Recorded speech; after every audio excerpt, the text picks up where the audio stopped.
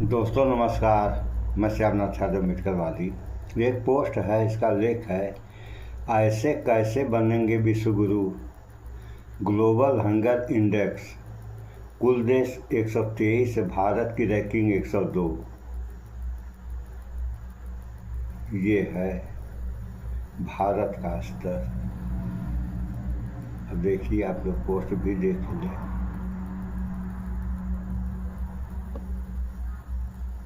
दिखा रहे हैं, हाँ देखिए, ये पोस्ट है। देखिए आप लोग, ये भारत का विकास है। और कहने को तो क्या क्या हो रहा है। पहले ये दूसरा है।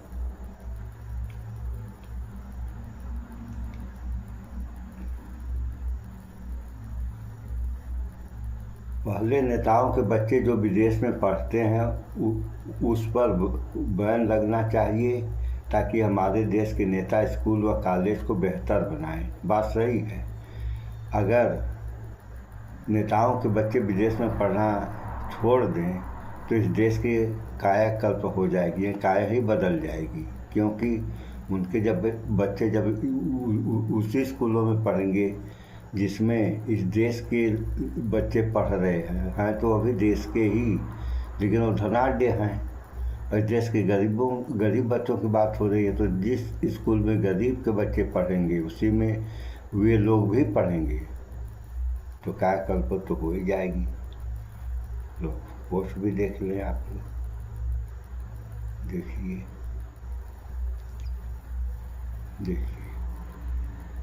ये है। और अब देखें, महंगाई मैन मोदी।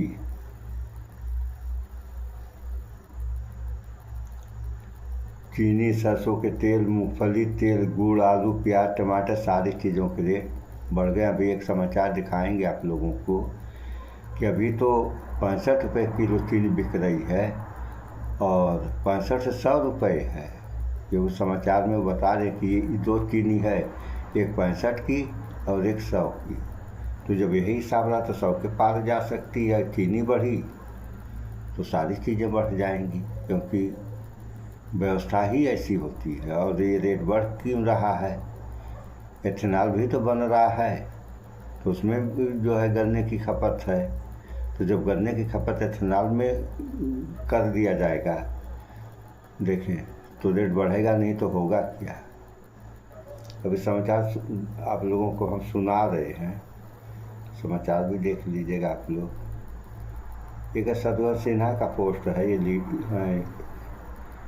एक्टर और टीएमसी सांसद भी हैं। इनका कहना है, हमारे नेता प्रतिपक्ष राहुल गांधी की जितनी तारीफ की जाए कम है। ये हमारा सौभाग्य है कि हमारे पास राहुल गांधी जैसा लीडर है, सर्वगुण संपन्न। सतवर सिन्हा एक्टर और टीएमसी सांसद। देखिए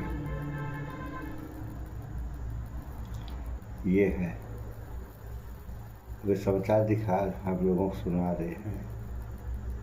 इधर ये भी देख लें आप लोग। ये है, कल एक रिपोर्ट आई थी कि पीएम केयर फंड में लगभग 8,500 करोड़ यूं ही पड़े हुए हैं फालतू। इसका कोई इस्तेमाल नहीं हुआ है। दूसरी ओर इस देश के बच्चे स्कूल के लिए अच्छे रोड हो उसके लिए रो रहे हैं।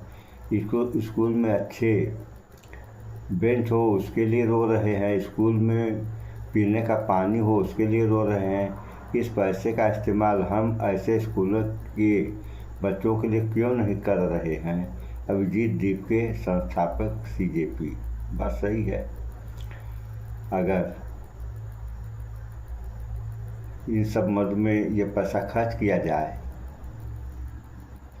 तो स्कूल और अस्पतालों में भी खर्च करना चाहिए, क्योंकि वहाँ पैसा फालतू पड़ा हुआ है। और यहाँ पोस्ट भी देखें आप लोग। इन सब मदों में उपयोग किया जाए तो कितना बड़ा फ़ायदा देश और देश की जनता को होगा। तो ऐसा किया जाएगा तब न। अब इसका एक पोस्ट भी देख लें। कि 8,000 करोड़ का भंडार पड़ा रहा बेकार। देखिए 8,000 करोड़ का, ये हम लोगों के लिए तो नाम ही काफ़ी है। अब आप लोग जो है उस समाचार को देख लें और सुन भी लें कि चीनी का क्या रेट है। सीजेपी का बुखार अभी उतरा भी नहीं था कि ना जाने किसने लिख करके दे दिया नरेंद्र मोदी साहब को कि दिमागी नक्सल कहो, और नरेंद्र मोदी साहब ने दिमागी नक्सल बोल दिया और अब पार्टी बन गई है बाकायदा। जैसे कॉकरोच जब बोला गया सुप्रीम कोर्ट की तरफ से, सीजेआई की तरफ से, तो उसके बाद में कॉकरोच जनता पार्टी बन गई थी, सीजेपी बन गई थी। अब नरेंद्र मोदी साहब ने बोला दिमागी नक्सल, तो पार्टी बन गई है दिमागी नक्सल पार्टी। डीएनपी, वो सीजेपी था, ये डीएनपी बन गया है और लाखों की तादाद में इनके फॉलोअर्स भी हो गए। और तो और सोचिए कि जब से नरेंद्र मोदी ने बोला है कि दिमागी नक्सल है, इसके बाद में अब देश के पूर्व गृह मंत्री वो कह रहे हैं कि भैया मैं गर्व से कहता हूं कि मैं दिमागी नक्सल। अब इसका मतलब क्या? महुआ मोइत्रा उन्होंने भी कहा कि मैं गर्व से कहती हूं कि मैं दिमागी नक्सल हूं। और इसके बाद में बीजेपी के संसदीय कार्य मंत्री किरण रिजिजू, उनको सामने आना पड़ा और उनको सामने आकर के कहना पड़ा है कि साहब हमने विपक्ष को दिमागी नक्सल नहीं कहा है। सफाई देनी पड़ रही है अब नरेंद्र मोदी साहब के बयान को लेकर के, अब सफाई देनी पड़ रही है। सीजेपी का बुखार अभी ये दूसरा आ गया, तो इसमें है क्या कि अगर विपक्ष को नहीं कहा तो कहा किसको, ये भी तो बताना चाहिए। लेकिन आधी अधूरी बात लोग कहते हैं, कह दिए, कहने बाद अब जो है विपक्ष को नहीं कहे। अगर विपक्ष को नहीं कहे तो कहे किसको, उसको भी तो बताना चाहिए हम किसको कहे हैं। मेरे एक हाथ में चाय है और दूसरे हाथ में चीनी है।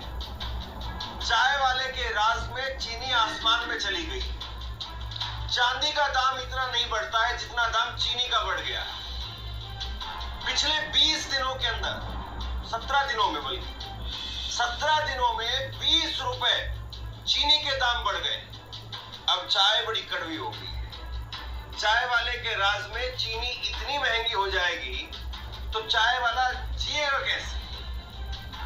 मोदी जी अपने आप को चाय वाला बताते हैं और मोदी जी के राज में अगर चीनी वो केवल 17 दिनों में 20 रुपए महंगी हो गई है, तो बेचारा जो रेहड़ी पटरी पर, गली में, चौराहे पर, कहीं पर चाय की दुकान लगा करके अपना कैसे तैसे करके गुजर बसर कर रहा है, वो जिएगा कैसे? और ये चाय इतनी कड़वी हो जाएगी कि अब मेहमान को चाय अगर आप देंगे तो फिर उसमें चीनी की बड़ी किल्लत होने वाली है। अब कुछ अंधभक्त कहेंगे कि भैया ठीक है, बिना चीनी की चाय पियो, शुगर नहीं होगा, ये नहीं होगा। लेकिन ये जो चीनी है, ये 65 रुपए, ये जो खुली चीनी हमने मंगवाई है एक दुकान से, तो 65 रुपए प्रति किलो के हिसाब से आई। और ये जो चीनी है, ये मेरे हाथ में जो चीनी है, ये हमने ब्लिंकिट से मंगवाई और ये 100 रुपए पर केजी है। सुन लिया आप लोगों ने? 100 रुपए की 1 किलो चीनी है। 100 रुपए के पार अगर चीनी चली जाएगी, और आज की तारीख की अभी, और ये स्क्रीनशॉट भी देख लीजिए, ये स्क्रीनशॉट है पेमेंट का। मेरे एक हाथ में चाय है और दूसरे हाथ में, सुन लिया आप लोगों ने? तो महंगाई क्यों बढ़ रही है?